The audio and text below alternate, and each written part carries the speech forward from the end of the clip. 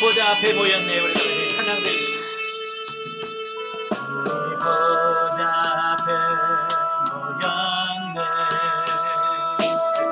함께 주를 찬양하며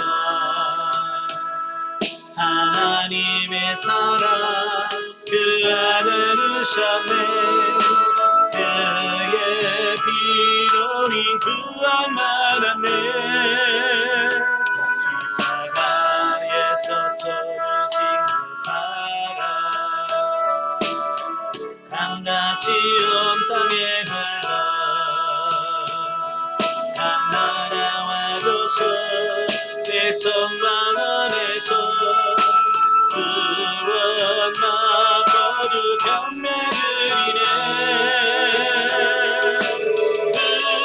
구원하심이 보좌에 앉으신 우리 하나님과 어린 양께 있도록 구원하심이 보좌에 앉으신 우리 하나님과 어린 양께 있도록. 아멘. 기도하겠습니다. 은혜로우신 아버지, 은혜와 사랑을 진심으로 감사합니다. 오늘도 우리를 사랑하셔서 로마서의 말씀을 같이 상고할 수 있도록 은혜 주셔서 감사합니다. 이 말씀을 나눌 때 성령께서 우리 지각을 주셔서 잘 깨달아지는 은혜가 있도록 도와주옵소서. 시종을 주님께 맡겨오며 예수님의 이름으로 감사하며 기도합나이다. 아멘. 예, 이 시간에는 우리 88강입니다. 로마서 제10장. 자, 로마서 10장은 이스라엘의 하나님의 의와 의의 거부와 복음의 배척에 대한 말씀을 하고 있습니다. 자, 1절부터 15절 보면 하나님의 의에 대한 이스라엘의 거부. 자, 1절부터 15절 우리 같이 읽겠습니다. 형제들아, 내 마음에 원하는 바와 하나님께 구하는 바는 이스라엘을 위함이니 곧 그들로 구원을 받게 함이라. 내가 증언하노니 그들이 하나님께 열심히 있으나 올바른 지식을 따른 것이 아니니라. 하나님의 의를 모르고 자기 의를 세우려고 힘써 하나님의 의에 복종하지 아니하였느니라. 그리스도는 모든 믿는 자에게 의를 이루기 위하여 율법의 마침이 되시니라. 모세가 기록하되 율법으로 말미암는 의를 행하는 사람은 그 의로 살리라 하였거니와 믿음으로 말미암는 의는 이같이 말하되 내 마음에 누가 하늘에 올라가겠느냐 하지 말라 하니 올라가겠느냐 함은 그리스도를 모셔 내리려는 것이요 혹은 누가 무정에게 내려가겠느냐 하지 말라 하니 내려가겠느냐 함은 그리스도를 죽은 자 가운데서 모셔 올리려는 것이라. 그러면 무엇을 말하느냐? 말씀이 내게 가까워 내 입에 있으며 내 마음에 있다 하였으니 곧 우리가 전파하는 믿음의 말씀이라. 내가 만일 내 입으로 예수를 주로 시인하며 또 하나님께서 그를 죽은 자 가운데서 살리신 것을 내 마음에 믿으면 구원을 받으리라. 사람이 마음으로 믿어 의에 이르고 입으로 시인하여 구원에 이르느니라. 성경에 이르되 누구든지 그를 믿는 자는 부끄러움을 당하지 아니하리라 하니 유대인이나 헬라인이나 차별이 없음이라.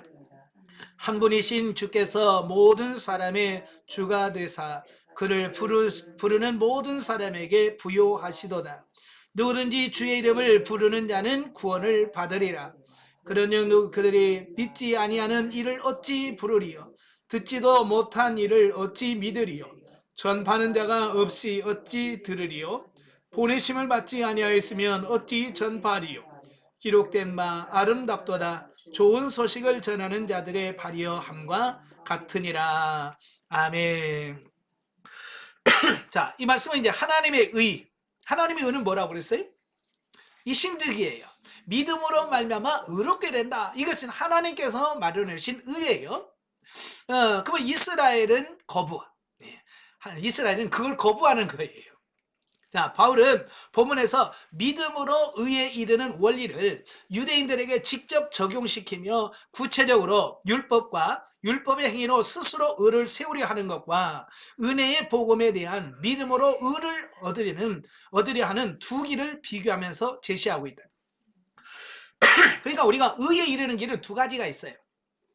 그게 뭐냐면 하나님의 의로 의롭게 되는 것과 자기의, 자신의 의로, 그러니까 율법을 지키고 선을 행함으로써 의롭게 되려고 하는 이 방법이 있어요. 예. 그래서 이 방법을 비교하는데요. 즉 율법의 행위로 스스로 의를 세우려 하는 자는 인간적인 의를 세우는 자다. 그러니까 자기 의를 자기가 스스로 세우는 겁니다. 그리고 스스로 심판자가 되려는 교만인과 동시에 죄인의 구원을 위한 그리스도의 구속의 은혜를 저버리는 행위다라고 하는 겁니다. 자, 이게 무슨 말이냐면 율법의 행위를 통해서 구원을 받으려는 것은 예수 그리스도의 은혜를 통해 받을 수 있는 구원을 부정하는 것이다 라고 하는 거예요. 그러니까 하나님의 구속사, 하나님의 구속사는 뭐예요? 예수 그리스도를 통해서 구원을 받는 거, 이게 하나님께서 이루어 놓으신 구속사인데 이스라엘에서는 그걸 거부한다는 거예요. 이렇듯 바울이 믿음으로 얻는 오직 예수를 주로 시인하며 믿음으로 믿는 자만이 의와 구원을 얻게 됨을 설명하고 있다. 이렇듯이 바울이 믿음으로 얻는 구원을 애써 설명하는 이유는 예수 그리스도를 통한 구원의 길을 거부하는 동족들이 구원받기를 간절히 바라는 마음이 그에게 있었기 때문이다 라고 하는 거예요. 그러니까 구원받는 다른 길이 없어요. 오직 예수 그리스도를 믿으면 되는데, 그러니까 이런 거죠. 하나님께서 열어놓으셨단 말이에요. 구원의 길을 활짝 열어놓으셨어요. 누구든지 그리스도를 믿으면 구원받는다. 근데 이스라엘 백성들이 그 길을 부정하는 거예요. 그러니까 바울의 입장에서 보면 이게 너무 안타까운 거예요. 그죠? 그냥 예수를 믿으면 의롭게 되고 구원을 받는데, 그러면 그 길을 부인한다고 말이에요. 안 믿기 때문에. 예수를 안 믿는 거예요. 그러니까 너무 안타까워할 수밖에 없는 거죠. 먼저 바울은 동족 유대인들이 구원받는 방법을 언급함에 있어서 앞서 이를 방해하는 근본적인 까닭으로 유대인들이 행위로 의를 얻으려는 어리석음을 범하고 있음을 지적하고 있다라고 하는 겁니다. 자, 이게 무슨 말이냐면 이미 하나님께서 사람의 행위로 의롭다함을 받을 수 없다라고 이미 말씀했잖아요. 그죠? 그럼에도 불구하고 그들은 잘못된 지식에서, 잘못된 지식으로 여전히 자기 스스로 믿음에 이르려고 한다, 의를 이루려고 한다라고 하는 것을 지적하고 있다라고 하는 겁니다. 그러니까 잘못된 지식, 잘못된 교육이 얼마나 잘못된 결과를 가져오는지를 보게 되어지는 거예요. 그러니까 이단에 빠진 사람들 보세요. 거기서 빠져나오기 쉬워요, 어려워요? 굉장히 어렵죠. 못 빠져나와요. 이미 잘못된 지식이 머릿속에 그들 사로잡고 있기 때문에 그런 거거든요. 아마 유대인들도 어려서부터 철저하게 율법 교육 받잖아요. 그죠? 그 율법 교육을 받아 놓으니까 그걸 깨트리고 자기를 내려놓고 하나님의 의, 인간의 의를 내려놓고 하나님에 가야 되니 그걸 못하는 거예요. 참, 그래서 이 교육을 잘 받는 것이 얼마나 중요한가라고 하는 거예요.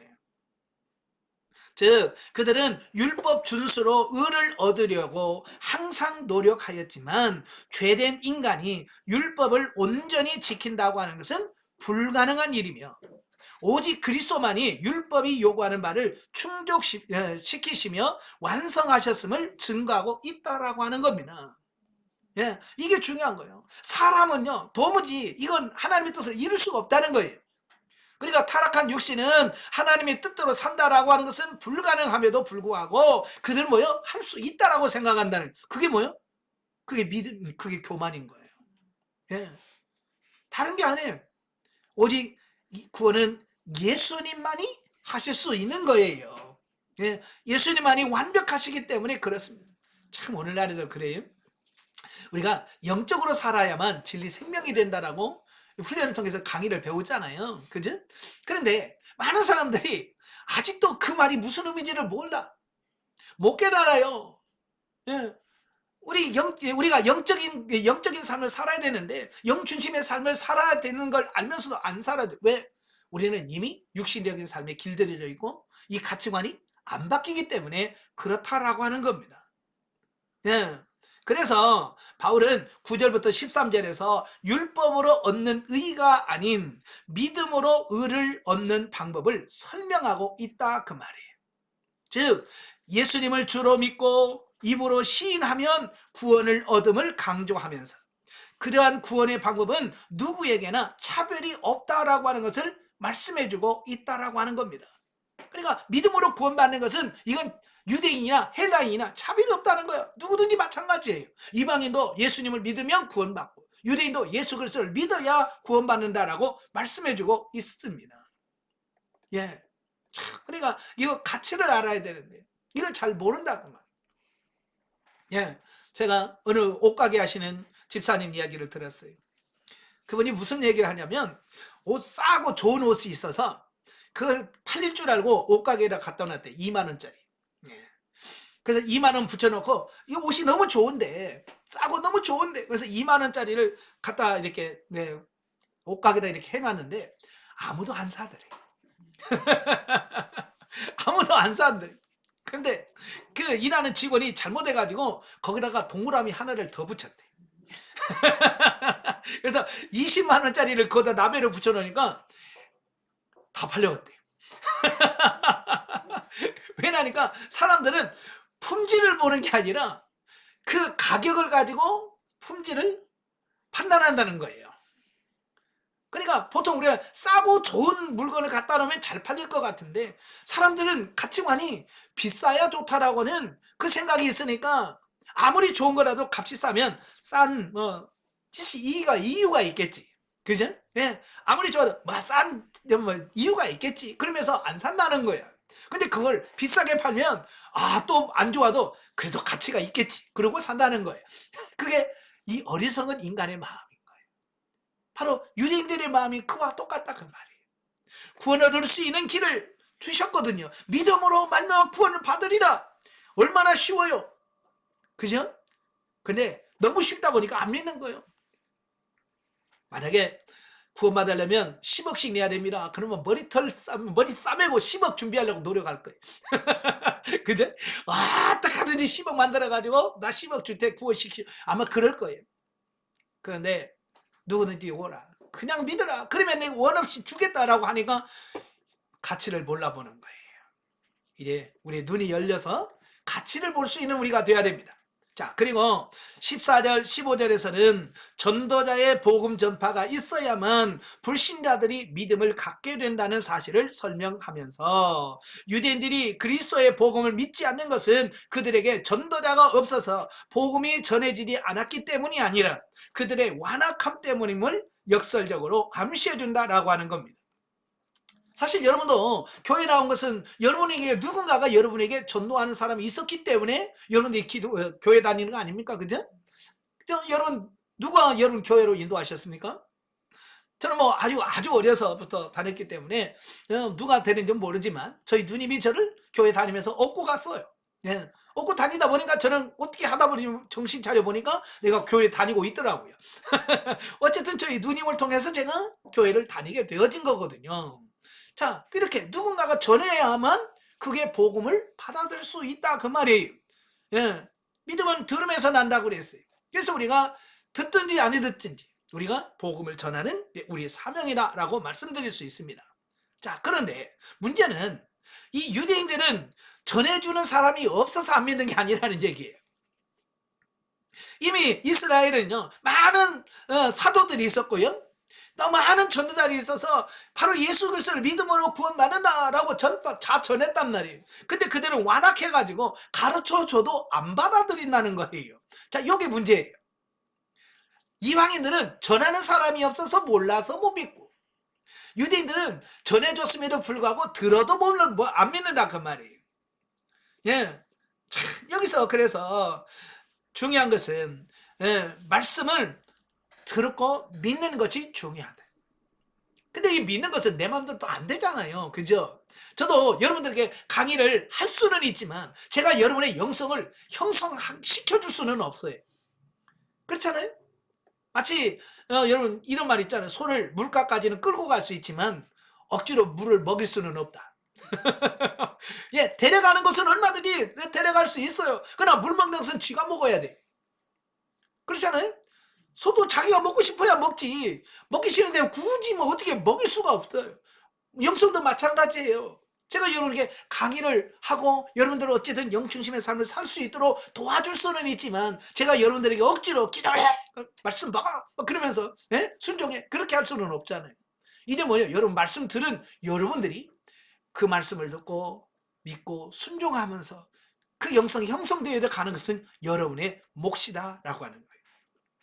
아시겠죠? 그래서 저는 제 할 일을 다 할 테니까 여러분은 여러분의 할 일을 다 하십시오. 아시겠죠? 말씀을 듣고 믿고 그 말씀을 순종하는 것은 여러분의 몫이다. 그 말입니다. 자, 여기서 주는 교훈이 있어요. 첫째, 우리의 성도는 행위에 의해서가 아니라 하나님의 무조건적인 은혜로 구원받는 자들이다 라고 하는 겁니다. 예, 그래서 에베소 2장 8절 9절에 보면 우리가 구원을 받음에 대해서는 자랑할 것이 있다 없다? 없다. 왜요? 우리 행위로 구원받은 게 아니기 때문에 그래요. 오직 하나님의 은혜, 하나님의 사랑으로 구원받았기 때문에 우리는 자랑할 것이 없어요. 또 두 번째, 입으로 시인하는 신앙을 가져야 된다라고 하는 겁니다. 자, 입으로 시인한다고 하는 것은 자신의 신앙을 대외적으로 나타내는 것으로 이는 그리스도에게 영광을 돌리는 일이 된다라고 하는 겁니다. 예. 그래서 다른 사람에게 이 말씀을 전하는 거 이거 굉장히 중요한 겁니다. 참 저도요. 제가 이 강의하면서 정리되는 게 굉장히 많아요. 만약에 제가 3년 과정 훈련만 받는 것으로 끝냈다고 한다면 저는 오늘 이렇게 이 단계까지 못 왔을 거예요. 저는 3년의 훈련을 마치고 그 다음부터 강사로 사역을 하면서 계속 말씀을 전하면서 말을 전하는 게 아니라 전하면서 나도 정리가 돼요. 예, 전하면서 내가 정리가 되어지고 또 전하면서 내가 또 도전을 받고 예, 성도들에게 강의하면서 그냥 말만 하면 안 되잖아요. 예를 들어서 내가 기도 안 하면서 여러분 기도해야 됩니다 라고 말하면 안 되잖아요. 또 그러니까 이거 실제가 되려면 내가 직접 기도를 해야 되고 내가 성경 안 읽으면서 여러분 성경 읽어야 됩니다 말하면 안 되잖아요. 내가 직접 성경을 읽어야 되죠. 그러다 보니까 나도 되더라. 여러분도 마찬가지예요. 내가 뭐 다 이룬 다음에 다 된 다음에 전한다 그건 아니라고 봐요. 내가 좀 부족하지만 전하다 보면 전하면서 정리가 되고 또 사라지게 되고 자 그런 삶이 되어지는 겁니다. 그래서 완벽해서 전하는 게 아니기 때문에 열심히 전하시길 바라요. 그 다음에 세 번째로 우리도 복음을 전파해야 될 사명이 있음을 기억해야 된다. 예, 이 복음 전파는 꼭 전도의 사명 있는 사람만 하는 게 아니고 우리 믿는 모든 사람들에게 주어지는 사명입니다. 예, 그래서 저와 여러분들이 바로 복음을 전파해야 됩니다. 그래서 복음을 듣지 못해 구원에 이르지 못하는 자가 있다면 그것은 먼저 복음을 전해들은 우리의 책임이다 라고 하는 겁니다. 예, 그렇죠? 그래서 전하는 사람이 없이 어찌 들으리요? 그렇잖아요. 누군가 전하는 사람이 있어야 들을 거 아닙니까? 그래서 여러분도 전도하시는 여러분 되시기를 바랍니다. 자, 두 번째 단락은 이제 16절부터 21절까지입니다. 16절부터 21절 다 같이. 그러나 그들이 다 복음을 순종하지 아니하였도다. 이사야가 이르되 주여 우리가 전한 것을 누가 믿었나이까 하였으니 그러므로 믿음은 들음에서 나며 들음은 그리스도의 말씀으로 말미암느니라. 그러나 내가 말하노니 그들이 듣지 아니하였느냐? 그렇지 아니하니 그 소리가 온 땅에 퍼졌고 그 말씀이 그 땅끝까지 이르렀소다 하였느니라. 그러나 내가 말하노니 이스라엘이 알지 못하느냐? 먼저 모세가 이르되 내가 백성 아닌 자로서 너희를 시기하게 하며 미련한 백성으로서 너희를 노엽게 하리라 하였고 이사야는 매우 담대하여 내가 나를 찾지 아니한 자들에게 찾은 바 되고 내게 묻지 아니한 자들에게 나타났도다 말하였고 이스라엘에 대하여 이르되 순종하지 아니하고 거슬러 말하는 백성에게 내가 종일 내 손을 벌렸노라 하였느니라. 아멘. 자, 이 말씀은 이스라엘의 불순종에 대한 말씀을 합니다. 그러니까 바울은 본문에서 그리스도를 거부하는 그 유대인들의 잘못에 대하여 지적하고 있다 그 말이에요. 예, 그들에게 말씀을 전했어요. 복음을 전했어요. 근데 그들은 안 받아들이는 겁니다. 그래서 하나님은 이방인뿐만 아니라 유대인들도 믿음으로 구원에 이르기를 바라셨으며 그러한 복된 소식을 그들도 들을 수 있도록 전파자를 보내주셨다라고 하는 사실을 말씀해주고 있습니다. 그러니까 하나님은 이 세상에 있는 모든 사람, 예, 유대인은 이방인은 할 것 없이 모두가 다 예수 그리스도를 믿고 구원받기를 원하셨다. 그래서 이것은 차별 없다 그랬어요. 구원 얻는 거, 예수 믿고 구원받는 것은 뭐 유대인이라고 면제되고 이방인이라고 뭐 이건 해야 돼, 그게 아니라 또 동일하다 그 말이에요. 그래서 그들에게 복음을 들을 수 있도록 전파자를 보내주셨다는 거예요. 자, 만일 하나님이 그들에게 복음을 전해주지 않았다면 비록 그들이 그리스도를 믿지 않았다 하더라도 믿지 않은 그 사실 자체에 대하여 만큼은 비난할 수 없을 것이다. 그죠? 못 들어서 못 믿었는데요? 그러면 아 그러냐? 네, 심판을 받을지라도 왜 안 믿었어? 라고 비난을 받지 않는다 그 말이에요. 왜? 못 들었으니까. 그러나 하나님은 그리스도를 저들의 혈통으로 나게 하셨을 뿐만 아니라 많은 전도자들을 보내사 그에 대하여 증거하고 복음을 전하게 하셨다라고 하는 겁니다. 그러니까 이방인 같으면 아 나 못 들었는데요 라고 변명할 수 있지만 이거 유대인들은 아니란 말이에요. 왜요? 예수님이 3년 반 동안이나 그들과 함께 하셨고 많은 기적과 이적을 행하셨잖아요. 그들 앞에서 친히 십자가 못 박혀 죽으셨고 부활하셨잖아요. 정말 그들 눈앞에서 다 하셨잖아요. 그러니까 변명할 수가 없다는 거예요, 유대인들은. 예. 그럼에도 불구하고 대부분의 유대인들은 복음을 거부하며 그리스도를 배척했다라고 하는 거예요. 그게 문제예요. 못 들어서 못 믿는 게 아니라 이미 다 듣고 보고 알았어요. 그럼에도 불구하고 안 믿고 복음을 거부하고 배척했다 그 말이에요. 따라서 유대인들이 복음을 거부하여 구원에 이르지 못한 것은 전적으로 그들 자신의 책임이다. 그죠? 예, 다 전해줬어요. 알려줬어요. 근데 안 믿는 건 누구 책임이냐? 자기 책임이냐? 본인 책임이라 그 말이에요. 그러므로 그들은 결코 복음을 듣지 못했기 때문에 믿지 못했다라고 핑계할 수 없다라고 하는 겁니다. 예. 그러니까 다른 이방 민족들은 핑계라도 될 게 있잖아요. 그죠? 근데 유대인들은 핑계 댈 수가 없어. 왜? 그들의 혈통으로 오셨고 사역하셨고 기적을 베푸셨고 그 눈앞에서 직접 하셨잖아요. 그렇다고 해서 우리가 변명할 수 있다고 해서 안 믿어도 된다는 말은 절대로 아닙니다. 구원은 다른 길 없어요. 오직 예수 그리스도를 믿어야 돼. 변명 안 통합니다. 자, 하나님께서 인간 구원에 필요한 모든 계시를 그리스도의 복음에 담아 주셨다는 사실을 오히려 유대인들보다 훨씬 늦게 복음을 들은 이방인들이 먼저 인정하였으며 이로써 복음에 대한 유대인의 거부는 전혀 불이한 것임이 입증되었다라고 하는 것입니다. 자, 이게 무슨 말이냐면 자기 혈통으로 오신 예수 그리스도 유대인들은 안 믿어도 근데 이방인들도 안 받아들였으면 문제가 안 되는데 이방인들은 받아들이다는 거예요. 네. 이 바울이 알려는 게 바로 그런 거예요. 하나님의 구원자로 예수 그리스도를 보내주셨는데 유대인들은 안 받아들여. 근데 이방인들은 받아들이더라는 거예요. 그러니까 유대인들도 핑계를 못 대는 거예요. 이방인들 하면 봐봐 쟤들도 안 믿잖아 라고 할 텐데 이방인들은 믿는다고 말이에요. 예, 더욱 핑계거리가 없는 거죠.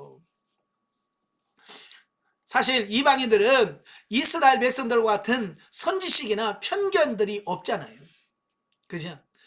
예, 그래서 그들 복음을 전하면 그냥 자기들이 갖고 있는 우상만 버리고 그냥 바로 예수 받아들이면 돼요. 예. 근데 유대인들은 자기들이 가지고 있는 지식이 있잖아요. 바르게 살게 한다고 어렸을 때부터 철저하게 율법을 세뇌교육 시키잖아요. 그죠? 그냥 태교한다고 해서 뱃속에 있을 때부터 교육을 시켜놔요. 이 잘못된 지식을 그렇게 철저하게 가르쳐 놓으니까 그걸 깨트리고 돌아온다는 게 쉽지 않더라는 거예요. 참 사도 바울도 그랬잖아요. 예? 극적으로 그가 예수교를 믿었지. 만약에 그런 사건 없었어 봐요. 사도 바울이 사도 됐겠습니까? 예? 그래도 처음 복음에 대한 이야기를 들었을 때 받아들였어요?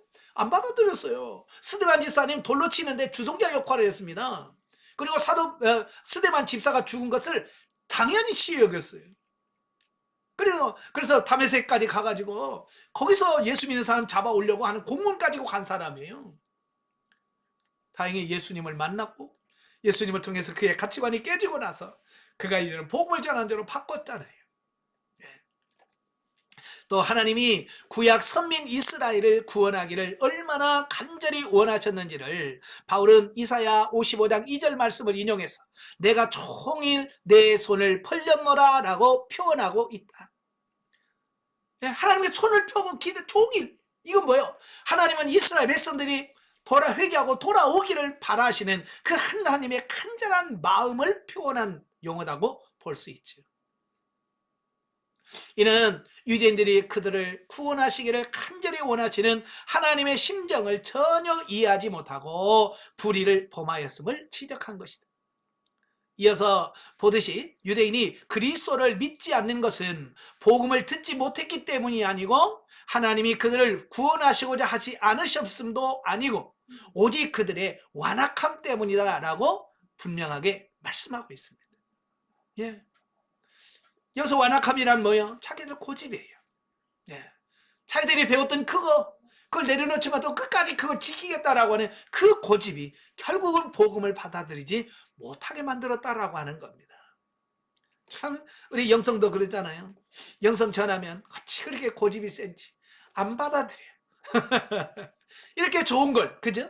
받아보니까 얼마나 좋아요. 예, 가치관이 바뀌니까 얼마나 안식을 누리고 편안합니까? 근데 그걸 안 받아들이는 겁니다. 한편 본문에서 바울은 이러한 유대인의 거부가 결국 구약 예언의 성취임을 암시함으로써 11장에서 다루게 될 그들의 철저한 배신에도 불구하고 무조건적인 하나님의 은혜로 궁극적으로 이스라엘이 회복될 것이라는 예언을 전제로 삼고 있다라고 하는 겁니다. 이스라엘 백성들이 하나님을 거부할 것을 이미 이사야 선지자가 예언했다고 말이에요. 자, 그러나 결국은 11장에 보면 하나님께서 이스라엘 백성들을 회개시켜서 돌아오게 하겠다. 소수, 남은 자들만. 이스라엘 민족이라 다 구원받는 게 아니라 소수, 극소수들만. 지금도 유대인 중에서 메시아닉주라고 그러죠? 예수 그리스도를 믿는 사람도 있어요. 유대인 중에서. 너무 극소수입니다. 지금도 극소수지만 지금 남은 자가 지금 예수 그리스도를 영접하고요, 예수를 믿는 사람이 있더라고 그 말이에요. 이게 뭐냐? 지금 하나님의 구원이 유대인들에게도 조금씩 들어가고 있다라고 하는 것이고요. 마지막 때가 되면 많은 유대인들이 회개하고 돌아올 날이 올 겁니다. 자, 여기서 주는 교훈이 첫째, 믿음이 들음에서 나는 것처럼 우리도 하나님의 말씀을 들음으로 믿음을 얻을 뿐만 아니라 그리스도 안에서 삶의 방법을 터득할 수 있다라고 하는 겁니다. 그러니까 일단 듣는 것이 중요해요. 그래서 우리도 강의도 들어야 돼. 일단 들어놔야 돼. 살고 안 살고는 두 번째 문제예요. 그죠? 그래서 우리가 일단 강의를 반복해서라도 자꾸 듣다 보면 이 말이 그런 말이구나 라고 인식이 되어집니다. 그래서 많이 들어야 돼. 그 다음에 들은 말씀을 듣는 것으로 끝나지 말고 하나라도 실천해가는 그런 삶이 되셔야 돼. 듣는 게 먼저예요. 말씀을 듣는 게 먼저고 그 다음에 그 말씀대로 순종해가는 삶은 그 다음이라.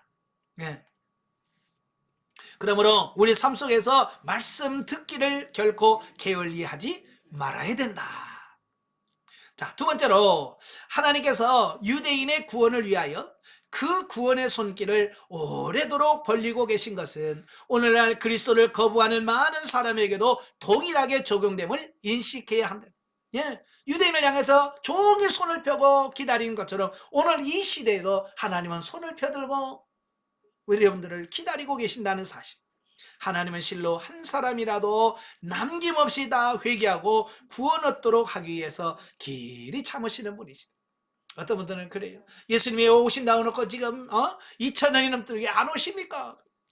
안 오고 싶어서 안 오시는 것이 아니라 한 사람이라도 더 구원시키려고 오래 참으시고 기다리시는 것을 보게 됩니다. 자, 영적 의회 보죠. 10장에서 우리는 종교의식과 율법, 조상 대대로 내려온 유전을 지키는데 철저하고 하나님의 의에는 무지한 유대인들의 모습을 발견할 수 있다. 예, 따라서 그들은 자신들이 세운 의에 자부심을 가질 수밖에 없었다. 예, 참 지금도 보면 많은 사람들이 이 자랑을 많이 하는 분들이 있거든요. 나는 뭐뭐 했습니다. 뭐뭐 합니다. 이렇게 자랑하는 분들이 많은데 어찌 보면 영적으로 보면 이 자랑을 많이 하신 분들은 위험한 분들이에요. 그제? 그래서 나는 기도를 몇 시간씩 해요. 나는 성경을 얼마씩 읽어요. 나는 금식기도를 얼마 했어요. 라고 말하는 것들은 어찌 보면 육적으로 보면 굉장히 자랑거리가 될 수 있지만 영적으로 보면 그건 위험한 거예요. 왜냐하면 자기 의가 드러나기 때문에 그래. 그래서 저는 좀 빈틈 좀 있어야 돼. 완벽하려고 하지 말고. 저도 예전에는 나 1년 365일 새벽기도 한 번도 안 빠졌어. 뭐 그걸 자랑했거든요. 근데 어느 날 보니까 그게 내 의더라고요. 그래서 가끔씩 저도 빼먹어요. 그냥 내가 자랑할 게 없어요. 기도도 마찬가지예요. 막 10시간씩 하면 자랑할 거리가 있어. 그래 10시간 기도 못 하거든요. 그래 자랑을 못 하는 거예요. 그렇다고 해서 기도 아예 안 하면 안 됩니다. 해야 돼요. 그러나 완벽하려고 너무 잘하려고 하지 말라 그 말이에요. 부족한 부분을 조금씩 남겨놔야 돼. 그래야 뭐요? 자랑할 것이 없고 교만하지 않아요. 자, 하나님이 바울에게 육체 가시를 주셨잖아요.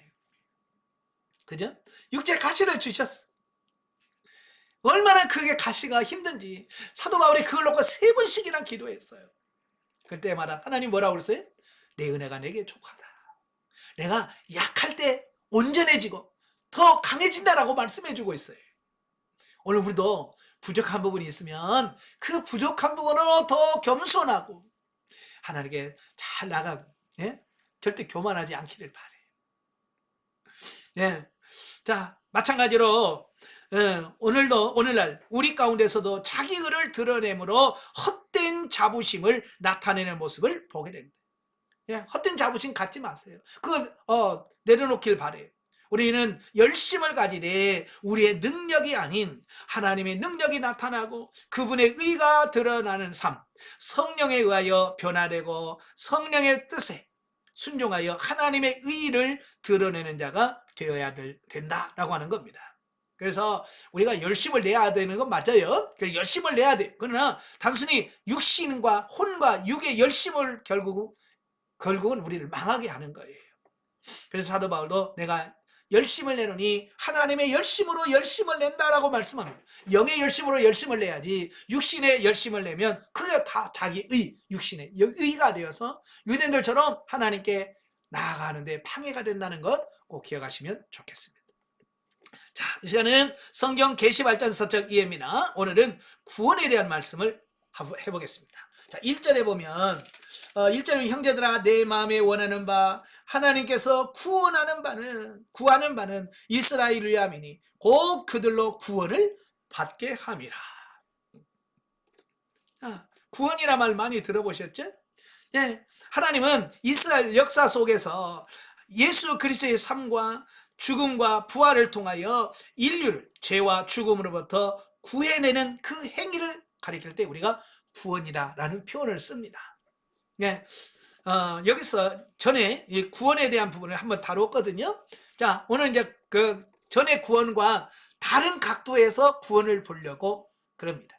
자, 구원이라고 하는 말은 원래 히브리어로 야시 또는 야샤라고 말합니다. 야시, 야샤, 이 말은 넓어지다, 자리가 많다, 넉넉하다, 부유하다, 해방된 그런 뜻이에요. 헬라어로는 소테리아라고 말합니다. 이 소테리아라고 하면 국가나 개인의 위기 또는 육체의 건강과 안전에서 건짐을 받는 것을 의미합니다. 그래서 우리는 구원 그러면 천국 가는 것만 생각하는데 성경에서 구원은요, 병에 걸렸다 나았어요. 그럼 구원받았다라고 말합니다. 사업이 망했다가 부도가 났다가 회복이 됐어요. 이거 구원받았다라고 말합니다. 내가 구덩이에 빠졌어, 건짐받았어, 이것도 구원이라고 표현하는 거예요. 예. 그러니까 이 구원이라고 하는 말은 여러 가지로 사용된다라고 하는 어떤 이런 부분을 보게 돼요. 예. 그래서 이 구원에 대한 부분을 우리가 영적으로 어떻게 바로 정립할 거냐라고 하는 부분을 보도록 하겠습니다. 자, 저도 얼마 전부터 계속해서 뭐에 하나님께서 초점을 맞추게 하시냐면 전인 구원이라고 하는 말 많이 들어보셨죠? 예, 전인 구원이라고 하는 말을 하나님께서 저에게 뭐라 할까요? 부담을 주시고 그 전인 구원에 대하여 계속 말씀하게 하시고 또 그걸 다루게 하시더라고요. 자, 전인 구원이라고 하는 말은 뭐냐면 우리 인간을 표현할 때 우리는 보통 인간을 우리 인간론에서 다 들으셨잖아요. 우리 인간을 표현할 때 영, 혼, 몸을 가진 이 삼분설적으로 이해를 하잖아요. 그죠? 자, 그래서 영은 하나님과 관계를 하고 혼은 대인관계, 몸은 환경. 저마다 관계 다루는 방식들이 다 다르다라고 하는 겁니다. 그래서 우리는 어디만 신경 쓰냐면 영혼 구원에만 관심을 가졌어요. 그래서 지옥 갈 영혼을 천국 가게 하는, 자, 여기에다가 모든 초점이 다 맞춰져 있어요. 그래서 구원 그러면 우리는 요것만 딱 생각을 해요. 영이 지옥 갈 영혼이 천국 가는 거, 요것만 딱 기억을 하고 있다 그 말이에요. 근데 성경에서는 영만 구원을 말하는 게 아니라 혼의 구원도 이야기하고 있고 몸의 구원도 이야기하고 있더라라고 하는 거예요. 특별히 케네스 해긴이라고 하는 인간의 세 가지 본성이라고 하는 책을 쓰신 분 있죠? 뭐 훈련관에 다 읽으셨잖아요. 그냥 그 강의에서 보면 바로 하나님께서는 영의 구원도 있지만 혼의 구원, 몸의 구원도 있더라. 바로 이 세 가지를 다 구원하는 걸 우리가 전인 구원이라고 해요. 예. 바로 이 세 가지, 영, 혼, 몸이 온전하게 구원받는 걸 이걸 말한다 그 말이에요. 자, 영의 구원은 뭐냐? 자, 영의 구원은 자, 거기 보시면 영의 구원, 하나님과 단절되었던 영이 성령의 역사하심으로 살아계신 하나님과 연결되는 것을 영의 구원이라 라고 말한다 그 말이에요. 다시 말해서 보세요. 자, 우리 하나님의 영을 창조하셨죠? 그래서 하나님과 관계를 맺습니다. 하나님과 관계를 맺어요. 자, 그런데 뭐가 들어오게 되냐면 죄가 들어와요. 그죠? 이 죄가 하나님과 우리 사이에 죄가 들어옴으로써 하나님과 우리의 관계가 단절되어져요. 이걸 단절, 이걸 영의 죽음 또는 다른 말로 영의 사망했다라고 표현을 하거든요. 예, 단절되어졌어요. 단절되어진 이 관계, 그래서 영이 있지만 하나님과 관계 죽었단 말이에요. 바로 이 죽은 관계를 회복시켜주는 것, 다시 살려주는 것, 이걸 뭐라고 그랬어요? 중생, 거듭남. 예, 다시 연결시켜, 단절된 이 관계를 연결시켜주는 것을 우리가 중생 또는 거듭남이다. 그러니까 이 거듭나고 중생하는 것이 곧 영의 구원이다. 예, 영의 구원이다라고 말씀해주고 있는 거예요. 자, 영의 구원을 설명하는 것이 거기 보면 요한복음 3장 3절입니다. 자, 요한복음 3장 3절. 자, 3절 다 같이. 예수께서 대답하여 이르시되 진실로 진실로 내게 이르노니 사람이 거듭나리 아니하면 하나님의 나라를 볼 수 없느니라. 예수님이 니고데모에게 어떻게 해야 우리가 하나님 앞에 갈 수 있습니까? 그러니까 거듭나야 된다. 거듭나지 않으면 결코 하나님 나라를 볼 수 없다라고 말합니다. 그 거듭남이 뭐라고 그랬어요? 예, 죽었던 영이 다시 하나님과 관계 속에서 회복되어지는 거. 이걸 영의 구원이다 라고 말한다. 아시겠죠? 자, 영의 구원을 얘기하고 있어.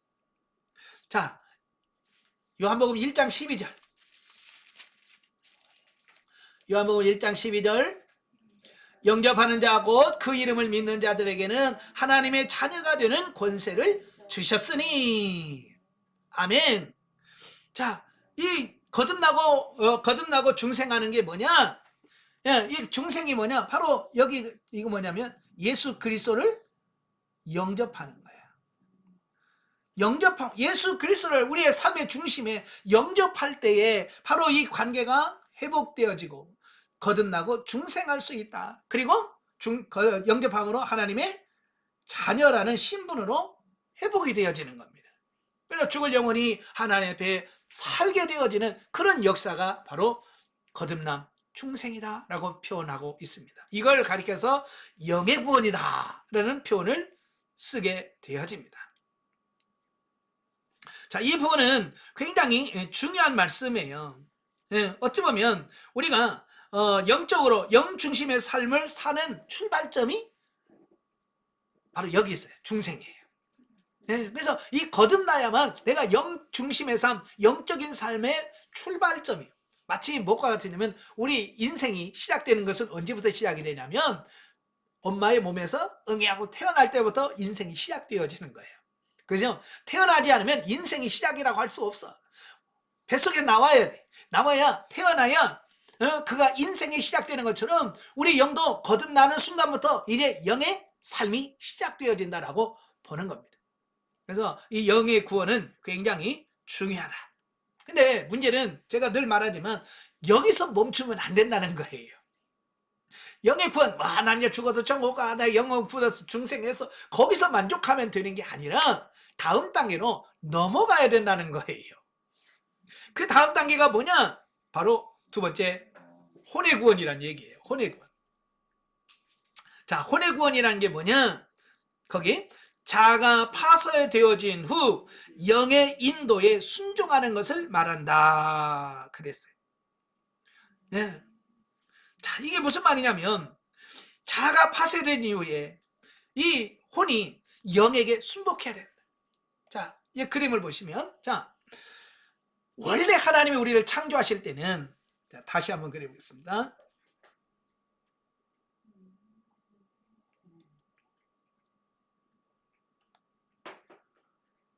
자, 하나님이 우리 인간을 창조하실 때는 영을 창조하셨죠?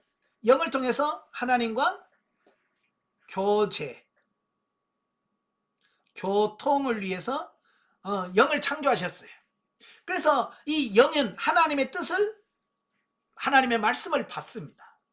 그래서 받은 것을 혼에게 전달합니다. 그죠? 그러면 혼은 지, 정, 의, 인격의 3요소를 통해서 이 영이 준 이 말씀에 대해서 분석하고 평가하고 느끼고 결정을 합니다. 그죠? 그 다음에 이걸 몸에게 전달합니다. 자, 이래서 이 영과 혼과 몸이 완벽하게 하나님의 뜻을 이루고 성취하는 그 삶이 되어지는 거예요. 근데 인간이 범죄했다고 그랬잖아요. 예, 범죄하고 나니까 영이 사망, 죽어요. 죽었다는 말은 이제 하나님과 교제가 안 된다는 얘기예요. 그러니까 어떻게 되냐? 에베소 2장 3절에 말하는 것처럼 이제 혼과 마음과 몸이 원하는 삶을 살아. 이걸 뭐라고 그랬냐면 진노의 자녀가 됐다.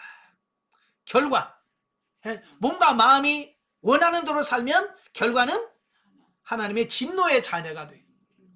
예, 그 심판이죠, 이건. 예, 심판을 받게 된다 그 말이에요. 예, 그래서 하나님께서는 제일 먼저 영의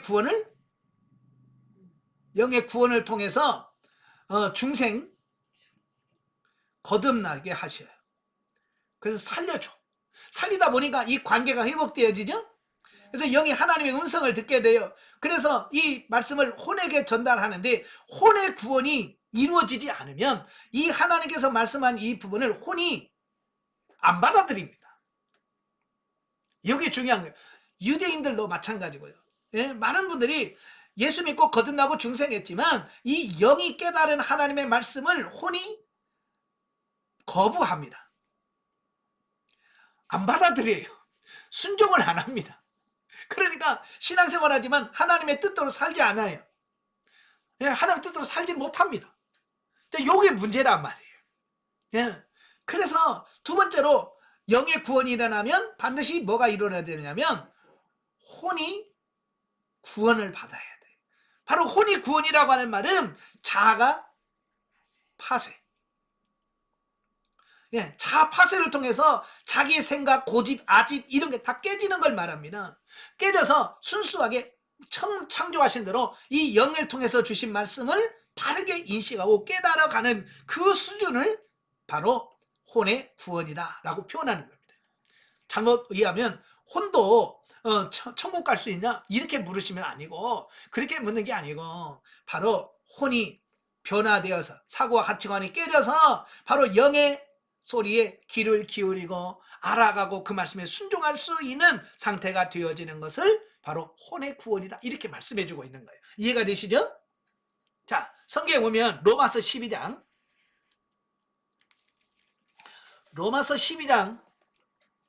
2절 보십시오. 자, 12장 2절. 너희는 이 세대를 본받지 말고 오직 마음을 새롭게 함으로 변화를 받아 하나님의 선하시고 기뻐하시고 온전하신 뜻이 무엇인지 분별하도록 하라 그랬죠. 여기서 마음을 새롭게 함으로 라고 되어 있죠. 여기서 마음이라고 하는 말은 뭘 말합니까? 혼을 말해요. 여기서 나오는 마음은 혼을 말합니다. 그러니까 우리 혼의 가치관이 새롭게 되어야, 그래야 변화가 일어날 수 있다. 이 말씀을 하고 있는 거야. 혼의 구원이 먼저 일어나야 된다. 이걸 로마서 12장 1절에서 1, 2절에서 말씀하고 있는 거예요. 이해가 되시죠? 굉장히 중요한 겁니다. 마음이 변화가 되어야 돼. 예. 자, 그 다음에 요한 3서 2절. 많은 분들이 이 말씀을 오해하는 경우가 많은데요. 자, 2절 다 같이. 사랑하는 자여, 내 영혼이 잘됨 같이 내가 범사에 잘되고 강건하기를 내가 간구하노라 그랬어요. 참 이 말씀 많이 좋아하죠? 저도 굉장히 많이 좋아합니다. 자, 여기서 사랑하는 자여, 내 영혼이 그랬죠. 여기서 말하는 영혼은 우리 영을 가리키는 걸까요? 혼을 가리킬까요? 여기서 말하는 영혼은 혼을 가리키는 거예요. 예, 푸시케를 말하는 거예요. 그런데 여기서 그러면 내 혼이 잘된 같이 그러고 나오거든요. 근데 이거는 영혼이라고 썼을까라고 말합니다. 바로 혼의 구원을 일어나는 것은 결국 영의 구원을 전제로 하는 거예요. 그죠? 영의 구원이 이루어지지 않은 사람은 혼의 구원이 안 이루어지는 거예요. 그러니까 이건 혼이라고 해야 되는데 영혼으로 왜 영혼이라고 써졌나? 이건 잘못됐다. 예, 문자적으로는 잘못 번역할 수 있겠지만 저는 잘못 번역한 것이 아니라 더 영의 구원, 혼의 구원을 의미한다는 뜻에서 영혼으로 이해하는 것이 더 좋겠다라고 하는 겁니다. 왜냐하면 보세요. 혼의 구원은 반드시 전제가 있어요. 그게 뭐냐면 영의 구원이 존재가 되어야, 영의 구원이 전제가 됐을 때 두 번째 혼의 구원이 이루어지더라라는 겁니다. 그러니까 영의 구원이 안 이루어졌는데 혼의 구원이 이루어진다? 된다 안 된다? 안 된다는 거예요. 불가능하다. 그래서 영의 구원이 먼저 이루어져야 된다라고 말씀해주고 있는 겁니다. 예. 그래서 또 베드로전서 1장 9절에 보면 베드로전서 1장 9절에 보면 믿음의 결국 곧 영혼의 구원을 받음이라 그랬죠. 그래서 거기서 말하는 영혼도 혼입니다. 혼. 바로 혼의 구원을 말합니다. 그런데 아까 그 요한 3서의 말씀처럼 그냥 단순히 혼만 얘기하는 게 아니라 바로 영의 구원을 같이 포함한 거예요. 예. 그러니까 왜 이런 용어를 쓰냐면 제가 성경을 번역할 때 이 성경을 번역한 사람들이 주로 누가 성경을 번역하겠냐면 이분설적인 가치관을 갖고 있는 분들이 이 성경을 번역을 했어요. 그러니까 이분설적인 분들은 영과 혼을 바꿔 쓸 수 있다고 생각하는 분들이거든요. 그러니까 이런 번역이 나온 거예요.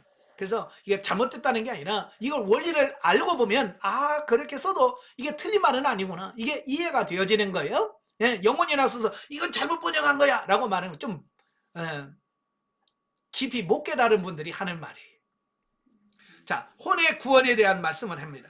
혼은 가치관의 변화를 의미해요. 가치관의 변화. 그래서 가치관의 변화가 일어나야 결국은 뭐예요? 삶의 변화가 나타날 수 있다라고 하는 거예요. 오늘 많은 분들이 신앙생활하면서 이 혼의 구원이 안 이루어져. 그래서 뭘 해도 자기 고집, 자기 아집, 자기 생각 이것만 왜 끝까지 우기는 사람들 많거든요. 이런 사람들은 절대로 변화된 삶은 없습니다. 자, 거기서 끝나면 되느냐? 아니란 말이에요. 세 번째로 몸의 구원이 있어요. 몸의 구원. 자, 영의 구원. 첫째가 영의 구원이라고 그랬죠? 둘째 혼의 구원. 세 번째가 몸의 구원. 또 몸의 구원 그러면 또 몸이 천국 간다는 얘기인가? 또 이렇게 생각하는데 절대 아니라는 거예요. 그건 아니에요. 혼의 구원과 마찬가지로 자 몸의 구원이라는 게 뭐냐? 거기 보세요.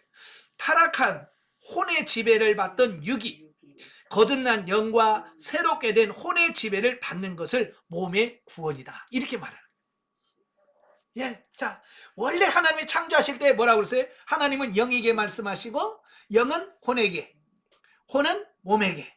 그래서 완벽하게 이 영혼 몸이 하나님의 뜻대로 사는 거 이걸 혼의 구원이라고 전인 구원이라고 얘기했잖아요. 원래 하나님이 우리를 창조하신 원래가 그런 거예요. 그런데 범죄함으로써 이게 깨졌다고 그랬잖아요. 예. 그래서 이 깨졌던 이것이 다시 이제 몸이 그 변화된 혼의 지배를 받아서 이제 온전하게 하나님의 말씀에 순종하게 되어지는 것을 몸의 구원이다. 이렇게 표현한다. 그 말입니다. 예. 자, 로마서 12장 1절.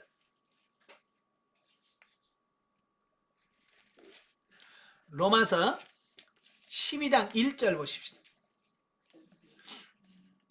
다 같이 그러므로 형제들아 내가 하나님의 모든 자비하심으로 너희를 권하노니 너희 몸을 하나님이 기뻐하시는 거룩한 산 제물로 드리라. 이는 너희가 드릴 영적 예배니라 그랬어요. 예, 너희 몸을 산 제물로 드리라는 거예요. 산 제물로 드리라는 거예요. 여기서 산 제물로 드리라고 하는 말은 뭐예요? 내 맘대로 살지 말고 하나님께 완전히 내 자신을 드려라. 몸을 드려라. 내 맘대로 내 생각도 살지 말고 하나님의 뜻대로 하나님 말씀대로 살아라. 그 얘기거든요. 바로 이것이 몸의 구원이다. 아멘. 예, 이 구원의 역사가 일어나셔야 돼. 자, 로마서 8장 11절. 자, 로마서 8장 11절. 예수를 죽은 자 가운데서 살리신 이의 영이 너희 안에 거하시면 그리스도 예수를 죽은 자 가운데서 살리신 이가 너희 안에 거하시는 그의 영으로 말미암아 너희 죽을 몸도 살리시리라. 예, 너희 죽을 몸도 살리시리라. 예, 이것은 단순히 휴거 때를 말하는 것이 아니에요. 바로 죽고 썩을 하나님 말씀에 불순종해서 죄만 낳는 우리 육체의 삶이 변화되어서 이제는 하나님의 뜻대로 말씀대로 사는 그 삶이 나오게 될 것이라고 하는 것을 말씀해 주고 있습니다. 자, 이 말씀은 로마서 7장과 연결돼요. 7장에 보면 사도 바울이 뭐합니까?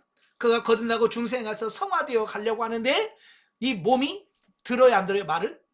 안 들어요.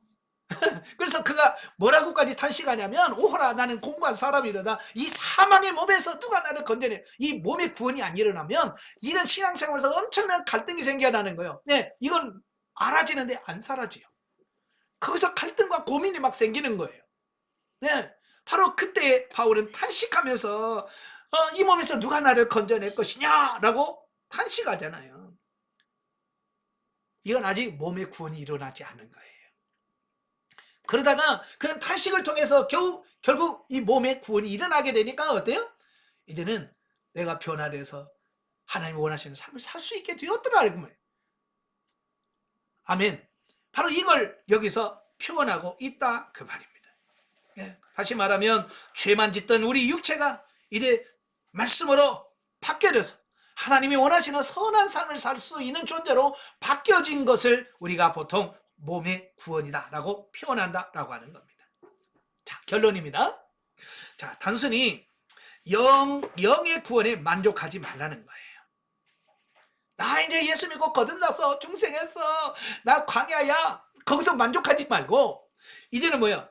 혼과 몸의 구원을 받는 전인 구원을 위하여 힘써야 된다라고 말씀해주고 있습니다. 예? 영의 구원에 그치지 말고 가치관의 변화인 혼의 구원, 또 삶의 변화가 일어나는 몸의 구원까지 완벽하게 우리가 바뀌어지는 데까지 가야 된다. 그래서 삶 전체가 하나님이 기뻐하시는 삶을 살아가는 그런 삶이 되어야 돼. 그래서 데살로니가서 5장 23절에 뭐라고 했어요? 그리스도의 날에 너희 온 영과 혼과 몸이 점도 없고 흠이 없도록 서기를 위해서 힘써라 라고 말씀하잖아요. 그래서 우리가 주님 앞에 바로 세우도록 열심히 온전하게 세워지는 여러분 되시기를 바랍니다. 기도하겠습니다. 은혜로우신 아버지, 우리 지금까지 구원이란 말을 참 많이 들었습니다. 단순히 우리가 죽어서 천국 가는 것을 우리는 구원이라고 생각했습니다.